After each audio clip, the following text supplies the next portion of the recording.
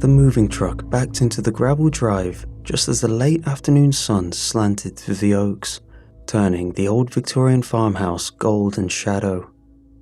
I killed the engine and sat there for a second, key still in my hand, watching dust settle around the tires. 6 months since Sarah's accident, and this was the first place that didn't feel like a temporary crash pad. Sophie was already out of the car, sneakers crunching on the stones, pointing at the wraparound porch like she'd discovered a castle. "Dad, look, there's a swing." I forced a smile. "Yeah, Bug, we can fix it up."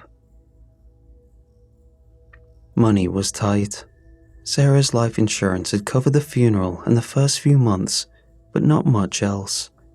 The house had come to me through a will left by her grandmother, Eleanor, who'd raised Sarah alone after her husband walked out. Eleanor had died 5 years ago, leaving the place untouched. We couldn't afford much else, and the realtor said the market was soft. Renovate, sell, start over somewhere smaller, somewhere brighter. That was the plan. Inside, the air smelled of old wood and faint lavender. The wallpaper was peeling in long curls, the hardwood floor scratched from decades of feet. Sophie ran from room to room, claiming the one with the window seat as hers. I let her. She needed something to be excited about. That first night, we ordered pizza because the kitchen was still half-boxed. Sophie ate 3 slices, sauce on her chin, and asked for a story before bed. "Tell me about Grandma Eleanor," she said, tugging the quilt up to her chin. "Mommy said she was the best mommy ever." I hesitated. Sarah had always spoken of Eleanor with a mix of fondness and something sharper, something she never quite named. I pulled the rocking chair closer.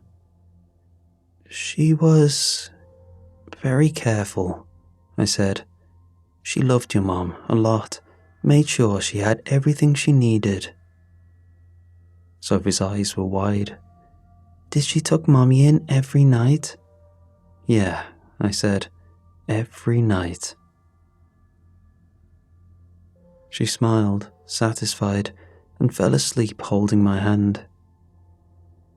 Later, while unpacking the hallway closet, I found a small photo album tucked behind a stack of moth-eaten coats. The cover was cracked leather. I opened it. The first picture was black and white.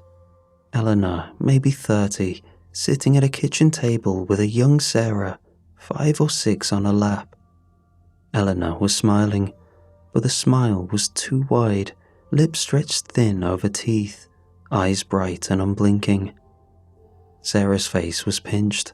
Her mouth was open, a spoonful of something halfway in.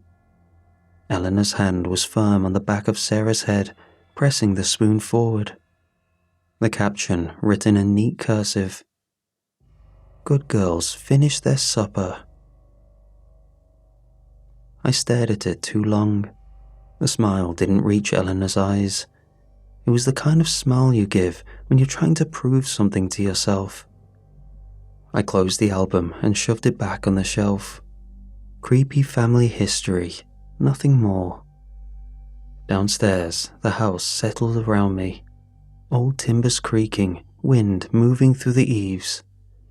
I told myself it was just grief making everything feel heavier. Sophie was asleep.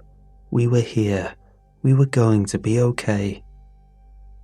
I turned off the kitchen light and went to bed, telling myself the faint smell of milk and bleach in the hallway was just the old house. It had to be. For the first time in months, I let myself hope that maybe, just maybe, this place could be a second chance. The renovation started small, ripping up the peeling linoleum in the kitchen, pulling down the water-damaged drywall in the hallway. I figured we'd patch things up enough to sell the place by summer. Sophie helped where she could, handing me tools with serious little nods, proud to be Daddy's helper. On the third day, I pried open a section of baseboard under the main staircase to check for rot.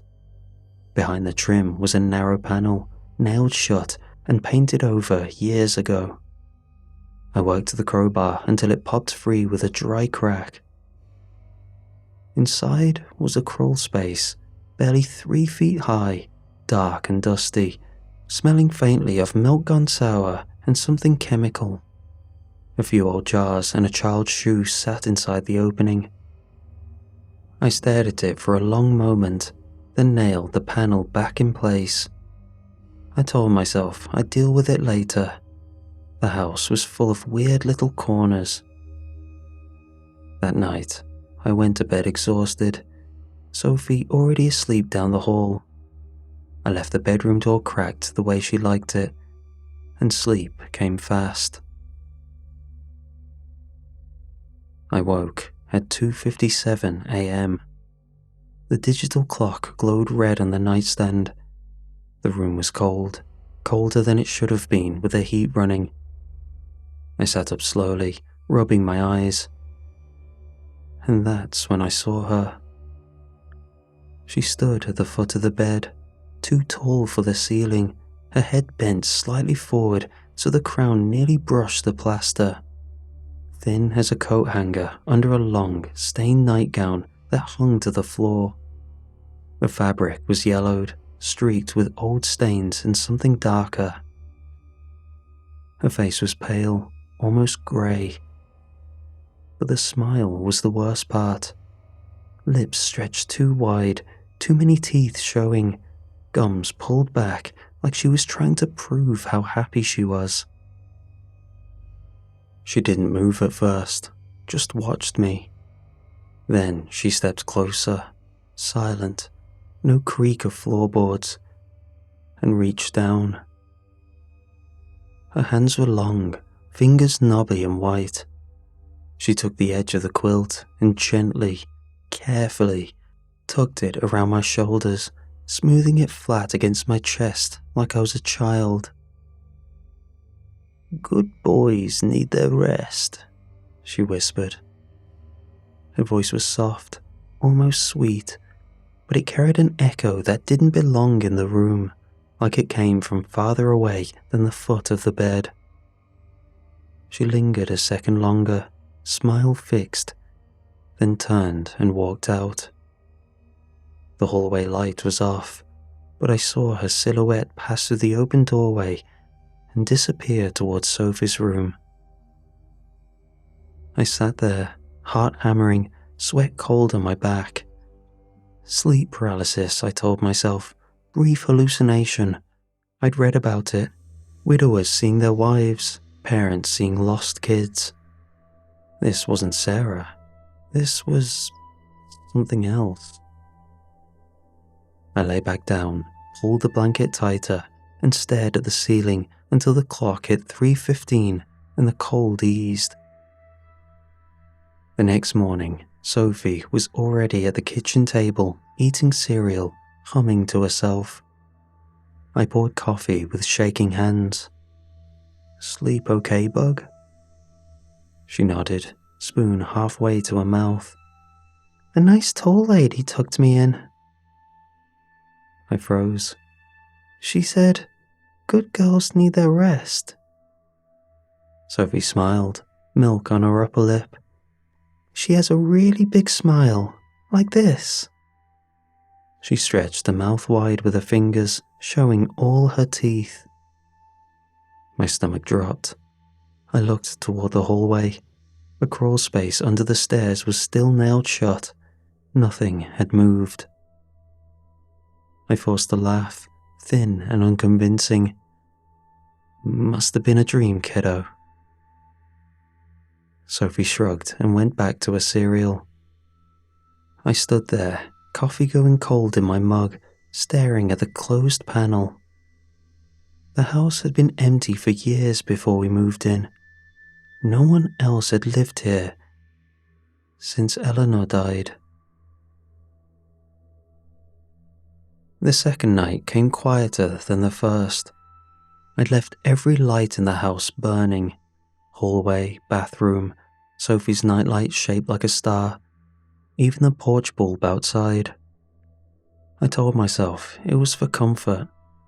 Sophie had asked why we were camping with lights, and I said it was because the house was old and we were chasing away the dark. She accepted it like kids do. I went to bed at 10, exhausted from prying up more floorboards and patching drywall. Sophie was already asleep, her door cracked open. I left mine the same way. I woke at 2:57 a.m. The room was cold again, colder than last night. I sat up fast, heart already racing before I even knew why. She was in the doorway, taller than before, head bent to clear the frame, nightgown hanging like a wet cloth. The smile was wider, lips stretched so far I could see the dark line where her gums met teeth. Too many of them, overlapping like broken tiles. She didn't speak at first, just watched with those bright, unblinking eyes. Then she moved. She crossed the room in 3 long steps and reached for me. Her hand clamped around my jaw, fingers like cold iron, impossibly strong. I tried to pull away, my neck strained, muscles burning, but she held me still as if I were a doll. With her other hand, she produced a chipped porcelain bowl from nowhere, old floral pattern, the kind Eleanor would have used. Inside was cold milk and torn hunks of white bread, sodden and dripping. "Good boys finish their supper," she whispered, voice soft and sing-song. She forced my mouth open. I tasted the milk first, sour, too cold, coating my tongue.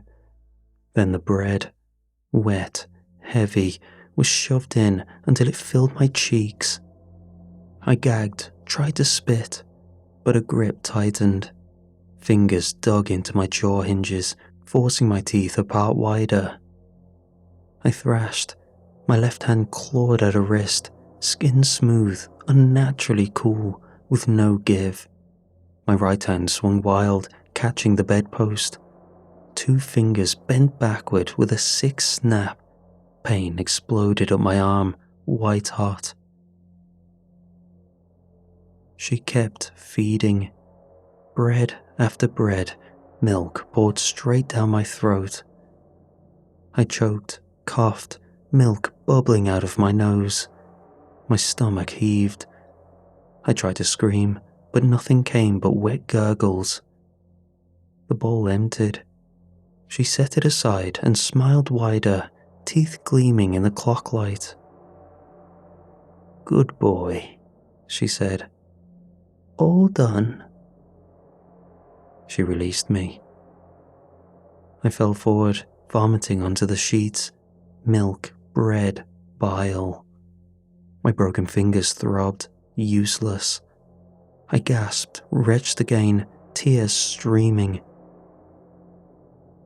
From the hallway came small footsteps. Sophie appeared in the doorway, rubbing her eyes, hair wild from sleep. "Daddy?" She saw the mess, the spilled milk pooling on the floor, the vomit, my shaking hands clutching the sheets. The smiling woman was gone. No sound of retreat, no creak of stairs, just gone. I wiped my mouth with the back of my arm, forced my voice steady. "It's okay, Bug. Just a nightmare. I had a bad dream and got sick." Sophie's eyes were wide. She looked at the milk, the broken fingers I was trying to hide, the soaked sheets. "Was it the tall lady?" she asked quietly. My heart stopped. I swallowed bile. No, sweetie, just a bad dream. Go back to bed. I'll clean up. She hesitated, then nodded slowly and padded back down the hall. I sat there in the dark, broken fingers curled against my chest, tasting sour milk and fear. The smile hadn't wavered once, not when she fed me, not when I fought, not when I vomited. It never wavered. And now I knew it could kill me, not with claws or teeth. With care, with good boys finish their supper. I looked towards Sophie's room. The hallway light flickered once, then stayed steady. I didn't sleep again that night. I just sat up, broken hand cradled in my lap, listening for footsteps that didn't come. The morning after the force feeding, I could only taste sour milk and bile, no matter how much I brushed my teeth. Sunlight poured through the bedroom curtains in thin, dusty bars. My hand was a swollen purple mess, fingers taped crookedly with electrical tape, throbbing every time my heart beat. The sheets were stiff with dried vomit and spilled milk, the room still smelling faintly of sour dairy and fear. I sat up slowly, ribs aching from where I'd hit the floor, and looked at the clock. 7:42 a.m. The room felt normal, no cold spots or whispers. Daylight had come, and the house felt quiet, like any other old farmhouse on a sunny morning. I exhaled hard. Maybe the thing only came at night. Maybe it was tied to the dark, to the hours when grief and exhaustion made everything feel realer than it should. If that was true, if daylight was safe, then we could leave, right now, before sunset. I swung my legs over the side of the bed, ignored the sharp pain in my hand, and started moving. I packed light, one duffel for me, clothes, Sophie's meds, the little cash I had left, her birth certificate, and my phone charger. Another for her. Pajamas, stuffed animals, the blanket she couldn't sleep without. I worked fast, quiet, listening for any creak that didn't belong. Sophie was still asleep in her room. I cracked the door, watched the chest rise and fall under the quilt, then closed it softly. Downstairs, I zipped the bags, set them by the front door, and went back up to wake her. She blinked awake, hair a wild halo, rubbing her eyes with both fists. "Hey, Bug," I said, keeping my voice light, even though my hand screamed when I lifted a blanket. "We're going on a surprise adventure trip today. Like camping, but in a motel with a pool. Pack your favorite toys and pajamas. Quick, okay? We're leaving soon." Her face lit up like Christmas. "A pool? Really?" "Really.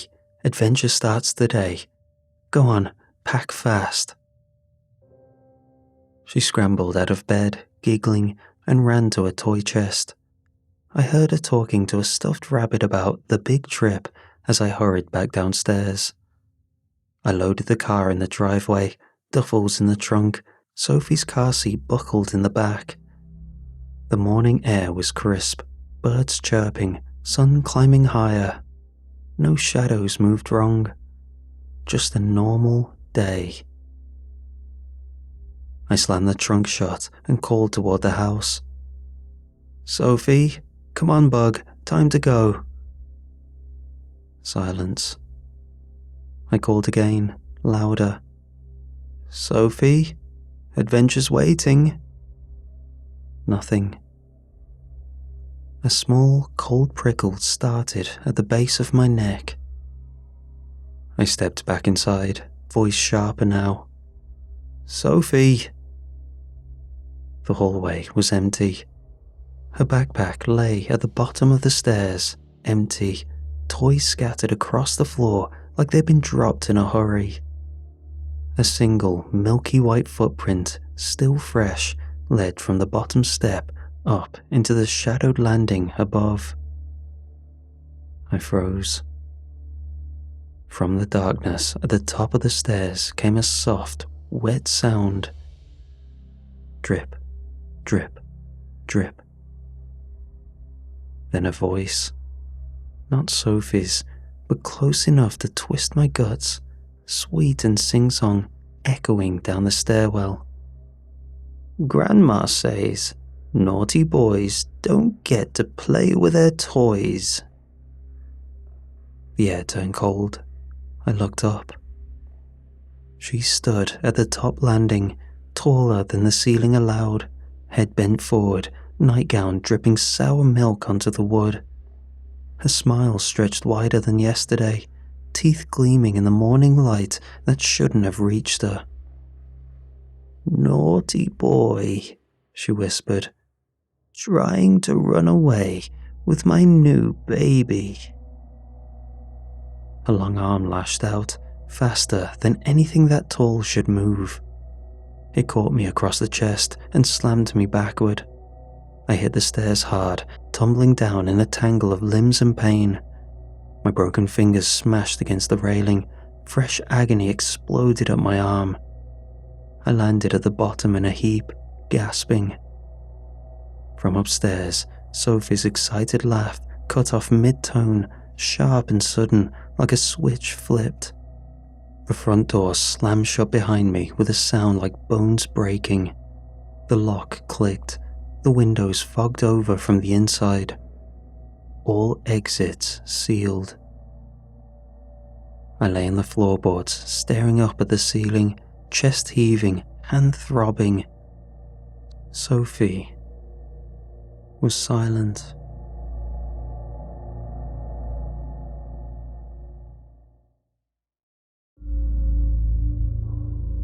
I searched the house like a man possessed. Every closet, under every bed, behind every curtain. I called Sophie's name until my throat felt like sandpaper. Nothing. No sign of her except that abandoned backpack at the bottom of the stairs, toys scattered like she'd been playing one second and gone the next. Then I saw the footprints. Small, perfect child-sized prints made of sour milk leading from the stairs straight to the sealed crawlspace panel under the landing. The milk was still fresh, still glistening on the wood. I dropped to my knees and pressed my ear against the painted panel. Faint breathing, slow, shallow, but alive. Sophie, I whispered, voice cracking. Bug, I'm here. Daddy's here. A soft, muffled sound came back. Her breathing hitched, like she was trying not to cry. Then, the voice rolled through the house, gentle and patient, the way my own grandmother used to speak when I was small and scraped my knee. Good boys stay and learn, dear. Behave yourself, and you'll get your toy back. The hallway lights flickered once, and in front of me was a tattered paper note. 3 sentences were on it, written in neat, looping cursive like a grandmother's birthday card. Finish everything Grandma puts on your plate. Waste not, want not. Keep all the lights off after the sun goes down. We don't want you staying up all night, do we? Never speak your little girl's name after bedtime. Little ones need their rest, and calling wakes them up. I stared at the words until my eyes burned. They weren't threats. They were polite reminders, the kind of things a loving grandma would say while pressing another helping of mashed potatoes on you, while tucking you in at night for a good night's rest, while shushing you when you try to call for your child after lights out because she needs a beauty sleep. except that these rules were law, and breaking them could cost me my daughter. I stood slowly and walked to the kitchen. A chipped porcelain bowl lay on the table, cold milk, torn hunks of white bread, exactly like last night. It hadn't been there 5 minutes ago. The voice came again, coaxing, almost fond. "Eat up, dear. Growing boys need their strength. Finish everything on your plate." I looked toward the crawl space. Sophie's breathing was still there, faint and waiting, trusting me to do the right thing. So I sat and picked up the spoon with my good hand. I forced the first bite down. It was soggy, sour, and cold. My stomach lurched, but I swallowed. Another bite, another. When the bowl was empty, a new one appeared beside it, identical, refilling itself. The voice sighed happily. "There's a good boy. Clean your plate, and we'll talk about letting your little one come out to play." From the crawl space came Sophie's faint breathing. I choked down the next spoonful, tears mixing with the milk on my chin. I obeyed, because every time I finished the bowl, the breathing from the crawl space grew a little louder, a little closer. But every time I hesitated, even for a second, the house responded. Doors creaked narrower, ceilings sagged an inch lower, the hallway wallpaper tightened like skin over bone. I kept eating. I kept the lights off after sunset. I didn't say Sophie's name once the sun went down. All while my mind raced, quietly, coldly, mapping the house, noting every weak floorboard, every loose nail, every corner where the entity seemed slower to appear. The next day, I sat at the kitchen table. My broken fingers were wrapped tighter now, the tape cutting into swollen skin. But the pain was background noise compared to the silence from the crawl space. I hadn't heard Sophie's breathing since waking up. I prepared myself for the worst because the rules said to finish everything on my plate, and I couldn't risk another tightening of the house. The chipped porcelain bowl was already there when I sat down, the same cold milk, torn hunks of white bread floating like drowned islands. The milk hadn't been cold 5 minutes ago. Now it was icy, condensation beading on the rim. I picked up the spoon with my good hand. The first bite went down like wet cement. My stomach clenched, still raw from last night.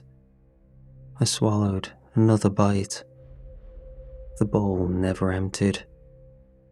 Every time I scraped the bottom clean, the milk rose again, bread appearing in fresh pieces, as if someone were silently tearing it from the loaf behind my back. I ate faster. My throat burned, my stomach swelled, pressing against my ribs until each breath felt like inhaling through a straw. Then she was there. The smiling grandma stood at the far end of the table, head bent under the light fixture, nightgown dripping slow drops of sour milk onto the floorboards. Her smile stretched wider. "You're not eating fast enough.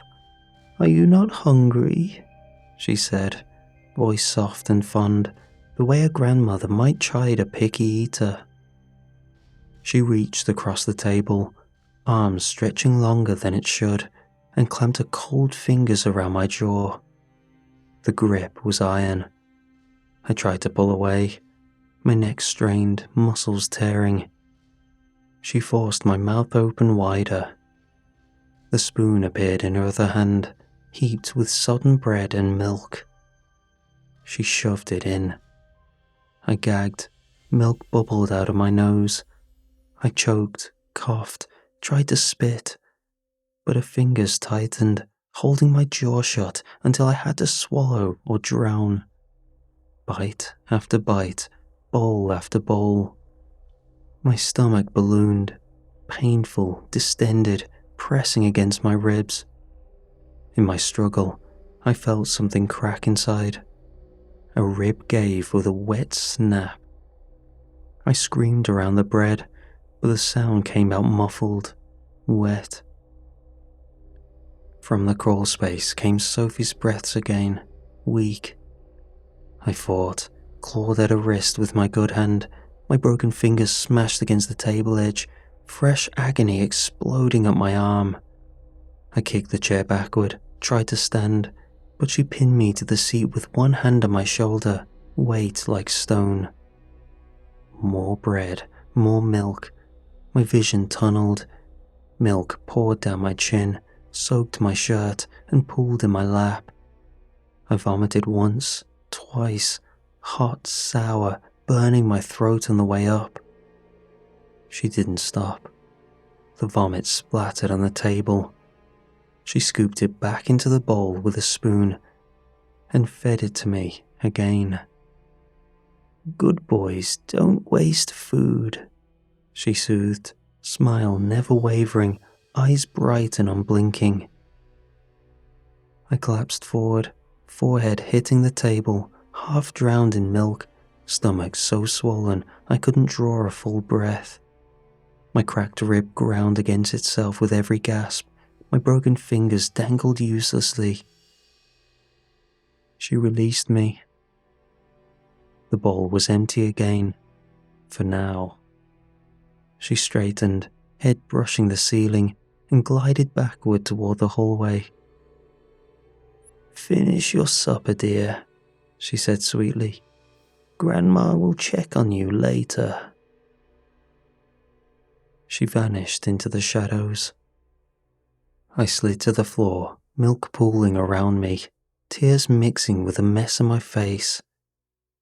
From the crawl space came Sophie's faint gasps.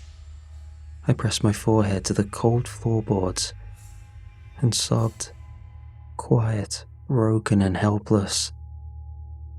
I had to keep going, because every time I obeyed, I bought her a few more hours, and every time I fought, the house closed in tighter.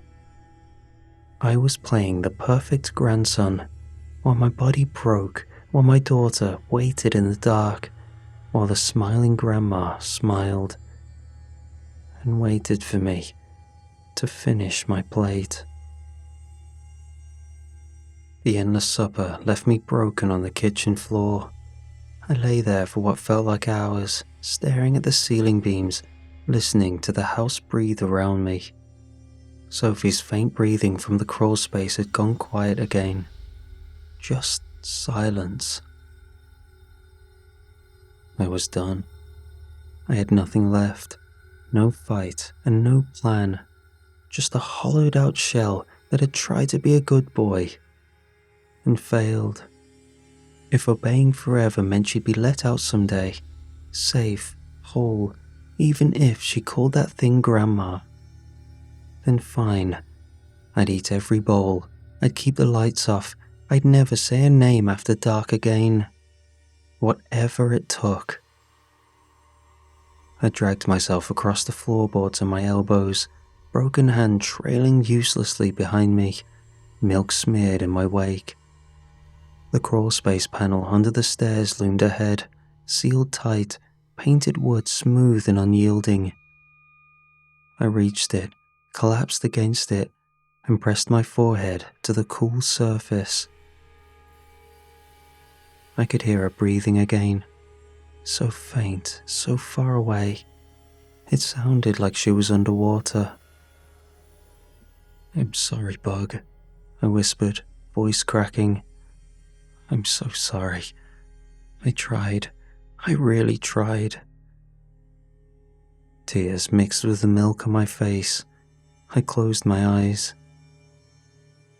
And something small inside me, something that had been buried under the pain and milk and fear, caught fire. No, not like this. I would not let that smiling thing raise my daughter. I would not let it teach her to finish her plate, to keep quiet after dark, to call it Grandma. Sophie was mine. She was Sarah's. She was ours. And if the only way to get her back was to crawl into the dark and die trying, then that was what I'd do. I opened my eyes. The panel was still there, nailed shut, but the nails looked just loose enough to pull open. I pried at the edge with my good hand. Splinters dug into my palm. I wedged my fingers under the wood and pulled. The panel came away with a dry crack. The crawl space gasped open, narrow, barely 2 feet high. The sour milk smell rolled out like fog, thick and choking. Dust motes drifted in the hallway light. I didn't hesitate. I squeezed in on my belly, shoulders scraping plaster, broken fingers dragging uselessly behind me. The space was tight, tighter than it looked. My cracked ribs screamed with every inch. Dust rained down into my eyes, my mouth. The milk smell coated my tongue. Behind me, the panel snapped shut on its own. Boards groaned. The crawl space tightened immediately, walls pressing in, ceiling dropping, like the house was exhaling and closing around me. I kept crawling, forward into the dark, because Sophie was in there somewhere, and I was coming for her. Rules be damned, I was going to get my daughter back, or die trying. The crawl space swallowed me whole. Darkness was thick. It filled my mouth, my nose, my ears.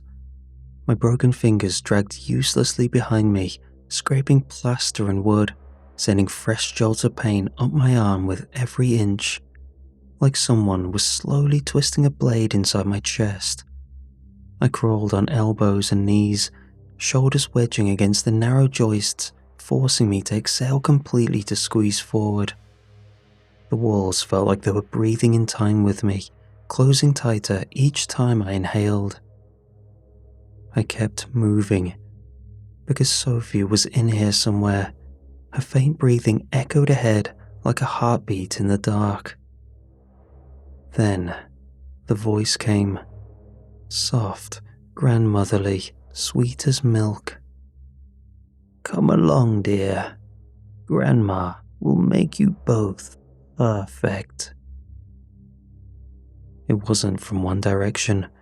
It rolled through the beams, the plaster, the dirt under my palms, everywhere at once. I froze, breath catching. The space behind me groaned, floorboards creaked, dust rained down into my eyes. Wet dragging sounds followed, nightgown fabric rustling against wood, milk dripping in thick, slow plops. "Good boys don't leave their toys behind," she whispered, closer now. "Grandma is very disappointed." Panic clawed up my throat. The passage narrowed, shoulders jammed hard. I had to twist sideways, ribs screaming, to inch forward. The walls pressed to my chest like a closing coffin. I couldn't breathe, couldn't turn. Just crawl, forward, always forward. Her long fingers brushed my ankle, cold, knobby and wet. I lunged, clawed through a tighter section where the joist pinched even closer. Plaster tore at my shoulders, skin splitting, blood slicked my shirt.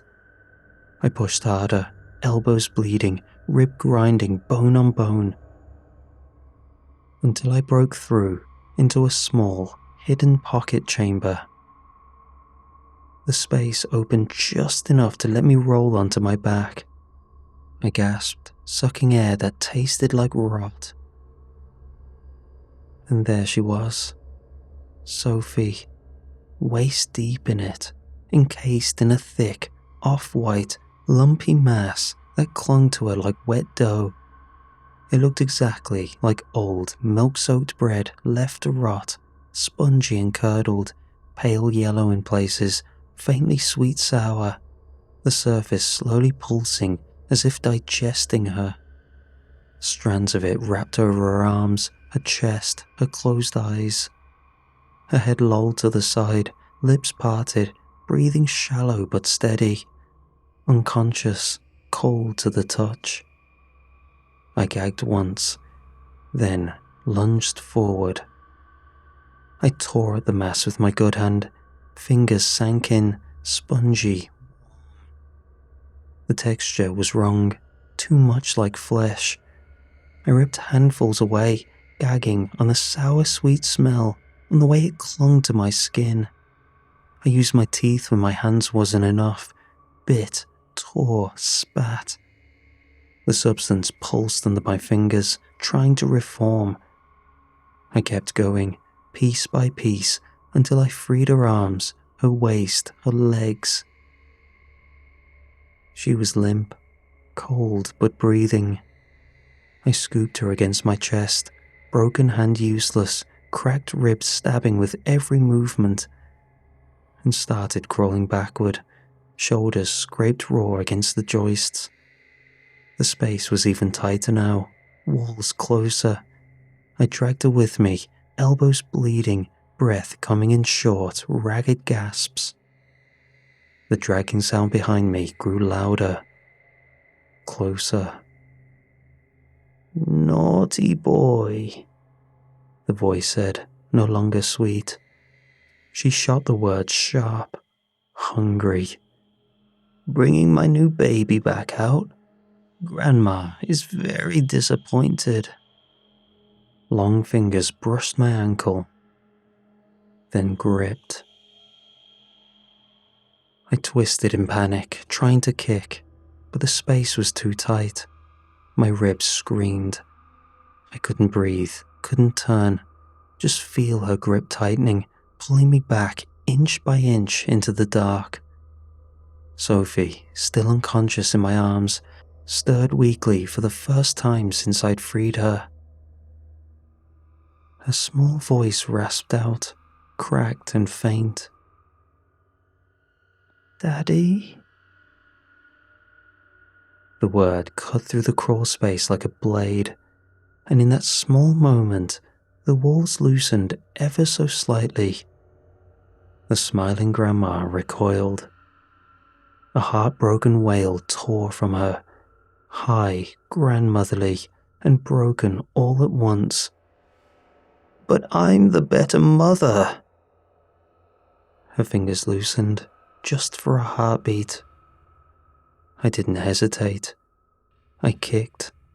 Boots slammed into her arm, and the joists around me, desperate, the same frantic motion I'd used when she pinned me to the kitchen table. The impact cracked something inside the crawl space. Boards snapped, plaster rained down in heavy sheets. The weakened structure, already stressed from years of damp and neglect, gave way behind me. The smiling grandma shrieked in disappointment. "Naughty boy, breaking the house." The collapse roared forward, joists buckling, dust choking the air, milk-soaked bread mass splattering like wet concrete. Her fingers slipped from my ankle as the tunnel caved. I hauled Sophie forward through the chaos, shoulders tearing against splintered wood, ribs stabbing with every inch. Debris rained on my back, a board cracked against my skull. I kept moving. Ahead, a faint grey square of light. I lunged. I dragged Sophie through into the basement, then up the stairs, out the side door into the yard. Behind us, the house groaned, deep, like a beast exhaling its last breath. We collapsed in the grass. The smiling grandma's wail faded into the walls. The farmhouse stood silent, partially caved in where the crawl space had been. Sophie coughed once, weakly, eyes still closed but breathing steadier now. I held her against my chest, broken hand curled protectively around her, cracked rib aching with every gasp. We didn't go back inside. We never would. We spent the night in the car at a distant gas station lot, doors locked, lights on. The next day, I drove us far away to relatives and never looked back. The farmhouse was condemned and demolished by the county 2 weeks later.